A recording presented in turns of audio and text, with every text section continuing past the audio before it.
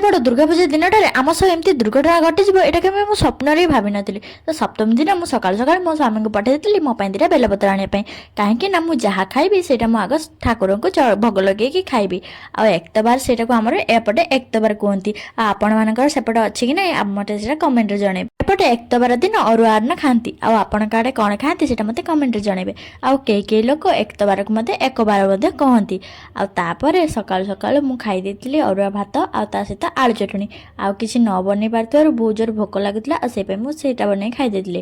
ଦ୍ୱିପହର ଲଞ୍ଚରେ ଭାତ ଆଳୁ ଭଜା ଆଉ ଡାଲି କରି ଖାଇ ଦେଇଥିଲି। ଆଉ ତାପର ଦିନ ଥିଲା ବଡ଼ ପୂଜା ମାନେ ଦୁର୍ଗା ପୂଜା ମାନେ ଅଷ୍ଟମୀ। ଆଉ ଅଷ୍ଟମୀର ସକାଳୁ ସକାଳୁ ମୁଁ ଯାଇଥିଲି ମୋ ପାଇଁ ଶଙ୍ଖା ଆଣିବା ପାଇଁ।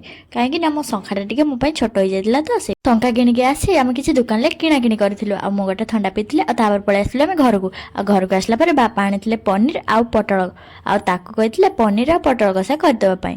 ଆଉ ମୁଁ ତାପରେ ଯାଇଥିଲି ରୋଷେଇ କରିବା ପାଇଁ। ଆଉ ମାଆ ଆସି କହିଲେ ତୁ ଯା ତୋର ବାହାରିବୁ ମୁଁ ରାନ୍ଧି ଦେଉଛି। ଯେତେ ହେଲେ ବି ମାଆ ନା, ମାଆ କ'ଣ ଗୋଟେ ଛୁଆର ଦୁଃଖ ଦେଖିପାରିବ। ତାପରେ ଆମେ ସ୍ୱାମୀ ସ୍ତ୍ରୀ ରେଡ଼ି ସେଠି ହେଇ ଆମେ ବାହାରି ଯାଇଥିଲୁ ଆମ ଗାଁ ମନ୍ଦିରକୁ ପୂଜା କରିବା ପାଇଁ। ଆଉ ଯେଉଁ କଥାକୁ ଡର ଥିଲା ସେଇ କଥାଟା ହେଲା। ବାବା ଲୋ ବାବା କି ଭିଡ଼ ସେଠି ଦେଇଥିଲା।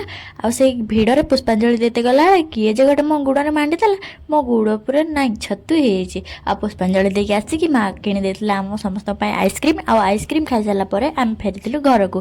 ଆଉ ଘରକୁ ଆସିଲା ବେଳେ ଯାହା ହେଲା, ଆମ ଗାଡ଼ି ଠିକ୍ ସମୟରେ ହିଁ ବନ୍ଦ ହେଇଗଲା ଆଉ ଷ୍ଟାର୍ଟ ହିଁ ଧରିଲାନି। ଆଉ ତାପରେ ମୋ ସ୍ୱାମୀ ବହୁତ ଚେଷ୍ଟା କଲା ପରେ ବି ସେଠି ଜମା ବି ଷ୍ଟାର୍ଟ ଧରିଲାନି। ଆଉ ଆସି ସେଠି ପହଞ୍ଚିଥିଲେ ଆମ ଦାଦା। ଆଉ ତାପରେ ମୋ ସ୍ୱାମୀ ଗୋଟେ ଗାଡ଼ିକୁ ଠେଲିଲା ଆଉ ଗୋଟେ ହାତରେ ଗାଡ଼ି ଚଲେଇଥିଲେ।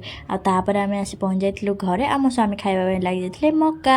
ଆଉ ମୁଁ ଆସି ପୁରା ଥକି ଯାଇଥିଲି ଆଉ ଟିକେ ଶୋଇ ପଡ଼ିଥିଲି। ଆଉ ସନ୍ଧ୍ୟାବେଳେ ଖାଇଥିଲି ମୁଁ ପ୍ରସାଦ। ରହିଲି, ନମସ୍କାର।